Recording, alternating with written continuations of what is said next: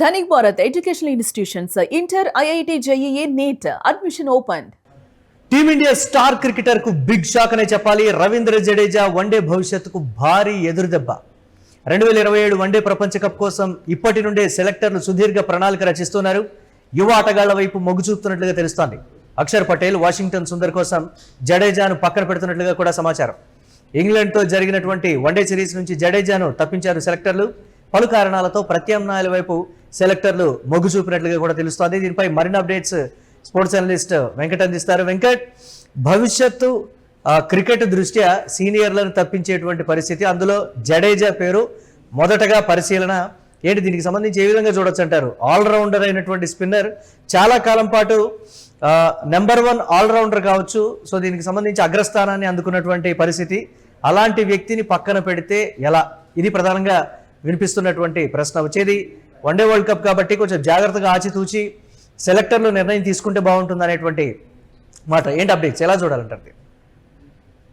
విరాట్ కోహ్లీ కంటే, రోహిత్ శర్మ కంటే, అంటే వీళ్ళిద్దరిని కంపేర్ చేస్తే అతనికి వచ్చిన మహమ్మద్ షమీ కంటే అతనికి వచ్చిన అవకాశాలు చాలా ఉన్నాయి. టెస్ట్ క్రికెట్ విషయంలో కానీ, లేదంటే వన్డే క్రికెట్ విషయంలో కానీ, ఇతర T20 ఫార్మాట్ కి సంబంధించి కానీ అతని విషయంలో భారత క్రికెటర్ అంటే బీసీసీఐ ఎక్కడ కూడా అన్యాయం అయితే చేయలేదు. కానీ అతనికి ఏదన్నా ఒక ఫేర్వెల్ మ్యాచ్ లాంటిది పెట్టుంటే బాగుండేది. కానీ అయితే ఓకే, ఏదేమైనప్పటికీ కూడా ఇప్పుడు ఎలాగైతే సైలెంట్ గా కొంతమంది ఆటగాళ్లను సైడ్ చేశారో, ఇప్పుడు మనం గతంలో చూసాం. కొంత యువరాజ్ సింగ్ కానీ అటువంటి ఆటగాళ్లను కొంతమంది పక్కన పెట్టారు. సెహ్వాగ్ కానీ, గంభీర్ కానీ, ఇప్పుడు హెడ్ కోచ్ గా ఉన్నటువంటి గంభీర్ కానీ, అదే విధంగా ఇప్పుడు మహమ్మద్ షమీని పక్కన పెట్టారు, ఇషాంత్ శర్మను పక్కన పెట్టారు, ఉమేష్ యాదవ్ ను పక్కన పెట్టారు. ఇలా చాలా మంది ఆటగాళ్లను పక్కన పెట్టినటువంటి పరిస్థితి వాతావరణం మనం చూసాం. కాబట్టి అలాగే భువనేశ్వర్ కుమార్ అలా, కాబట్టి ఇటువంటివన్నీ కూడా భారత క్రికెట్ లో చాలా సహజంగా జరిగేటువంటి విషయాలు.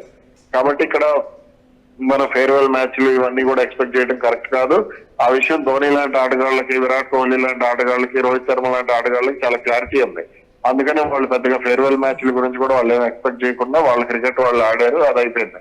అయితే ఇప్పుడు రవీంద్ర జడేజాకి సంబంధించి చూసుకుంటే మాత్రం అతను ఒకప్పుడు సాధారణంగా అతను బ్యాట్స్మెన్ గా జట్టులోకి వచ్చాడు, కానీ బౌలర్ గా స్థిరపడ్డాడు. కానీ ఆ తర్వాత మళ్ళీ ఇప్పుడు కెరీర్ చివరిలో కొంత బ్యాటింగ్ మీద దృష్టి పెట్టడం అనేది మనం చూస్తాం. మొన్న ఇంగ్లాండ్ సిరీస్ లో కానీ, అంతకుముందు ఆస్ట్రేలియా సిరీస్ లో కానీ, ఆ టెస్టుల్లో అతను ఆ స్థాయిలో రాణించాడు, బ్యాటింగ్ లో రాణించేటువంటి ప్రయత్నం చేశాడు తప్ప అతను బౌలింగ్ కి సంబంధించి ఆల్రౌండర్ నైపుణ్యం అనేది లేదు అనేటువంటిది ప్రధానంగా వినపడుతోంది.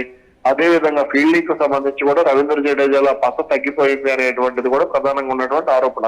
కాబట్టి ఇంకా రవీంద్ర జడేజాను సైలెంట్ గా ఎటువంటి హడావుడి లేకుండా పక్కన పెట్టడం అనేది జరిగింది. ఇప్పటికే అతనితో కూడా టీమిండియా యాజమాన్యం కూడా మాట్లాడింది, గంభీర్ కూడా మాట్లాడాడు అనేటువంటిది ప్రధానంగా జరుగుతున్నటువంటి చర్చ.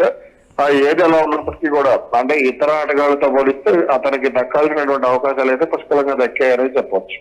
ఎస్, అంటే అక్షర్ పటేల్ అలాగే వాషింగ్టన్ సుందర్, పర్టికులర్ గా వాషింగ్టన్ సుందర్ వరుసగా విఫలమవుతూ వస్తున్నటువంటి పరిస్థితి, అక్షర్ పటేల్ అడపాదడప రాణిస్తున్నటువంటి సిచ్యువేషన్, ఆ స్థాయిలో బౌలింగ్ లో ఒత్తిడి పెంచగలిగినటువంటి సామర్థ్యం కావచ్చు, ఒకంత సీనియర్ ప్రెజర్ని ఏ విధంగా హ్యాండిల్ చేయాలనేటువంటి ఒక సిచ్యువేషన్ కూడా జడేజాలో ఉంటుంది అనేటువంటి ఒక అడ్వాంటేజ్. ఇది ఆ కోణాన్ని ఎలా చూడొచ్చు అంటారు? వన్డే ఫార్మాట్ లో పర్టికులర్ గా కొంచెం ఆచితూచి ఆడాలి అనేటువంటి మాట. ఈ ఇద్దరు కూడా ఎక్కువ T20కి ఫార్మాట్ కి అలవాటు పడినటువంటి క్రికెటర్ల మీద వన్డే ఫార్మాట్ లో ఎంతవరకు బేస్ అవ్వచ్చు అని ఇచ్చారు. లేదు, అది అంచనా తప్ప అనేది నేను చెప్తాను. ఎందుకోనంటే వాషింగ్టన్ సుందర్ గానీ, అక్షర్ పటేల్ గానీ ప్యూర్ టెస్ట్ క్రికెటర్లు, ప్యూర్ T20 క్రికెటర్లు, ప్యూర్ వన్డే క్రికెటర్లు. కాబట్టి 3 ఫార్మాట్లకి సరిపోయేటువంటి ఆ ఇద్దరు క్రికెటర్ల విషయంలో మనం ఎటువంటి విమర్శలు చేయడానికి లేదు. ఆ విషయాన్ని వాళ్ళిద్దరు కూడా మనం ప్రూవ్ చేసుకున్నటువంటి వాతావరణం మనం చూస్తాం. ముఖ్యంగా జడేజా కారణంగా వీళ్ళిద్దరికి అవకాశాలు అనేవి చాలా తక్కువగా వస్తున్నాయి. ఇప్పుడు మీరు చూసుకుంటే వాషింగ్టన్ సుందర్ విషయంలో right arm spin bowling, left arm batting, అది చాలా అడ్వాంటేజ్. ఇప్పుడు విదేశీ కండిషన్స్ లో మనం ఆడినప్పుడు కాంబినేషన్ సెట్ చేసుకుంటే అది చాలా అడ్వాంటేజ్ అవుతుంది. అదే విధంగా ఇప్పుడు అక్షర్ పటేల్ కి సంబంధించి కూడా లోయర్ ఆర్డర్ లో అంత మంచి కాన్ఫిడెన్స్ ఉన్నటువంటి బ్యాట్స్మెన్ ఆడగలిగితే, అంత మంచి టెక్నిక్ ఉన్నటువంటి బ్యాట్స్మెన్ ఆడగలిగితే అది జట్టుకు చాలా ప్లస్ పాయింట్ కదా. కాబట్టి ఇక్కడ అక్షర్ పటేల్ లాంటి వాళ్ళను జడేజా కోసం పక్కన పెట్టడం అనేది ఫ్యూచర్ ప్లానింగ్ ప్రకారం కరెక్ట్ కాదు. కాబట్టి ఈ విషయంలో బీసీసీఐ చేసింది కరెక్ట్ గానే మనం అర్థం చేసుకోవచ్చు. Right, thanks for analysis Venkat. ఇక టీమిండియా స్టార్ క్రికెటర్ కు ఒక బిగ్ షాక్ లాంటి వార్త. రవీంద్ర జడేజా వన్డే భవిష్యత్తుకు భారీ ఎదురు దెబ్బ తగలబోతోంది. అంటే భవిష్యత్తు కోసం, అంటే 2027 వన్డే ప్రపంచ కప్ కోసం ఇప్పటి నుండే సెలెక్టర్లు సుదీర్ఘ ప్రణాళికలో భాగంగా ఈ నిర్ణయం తీసుకోబోతున్నారని కూడా చెప్తున్నారు. యువ ఆటగాళ్ల వైపు మొగ్గు చూపుతున్నట్లుగా కూడా తెలుస్తోంది. అక్షర్ పటేల్, వాషింగ్టన్ సుందర్ కోసం జడేజాను పక్కన పెడుతున్నట్లుగా సమాచారం. ఇంగ్లాండ్తో జరిగిన వన్డే సిరీస్ నుంచి జడేజాను సెలెక్టర్లు అయితే తప్పించారు. పలు కారణాలతో ప్రత్యామ్నాయాల వైపు సెలెక్టర్లు మొగ్గు చూపినట్లుగా కూడా తెలుస్తోంది.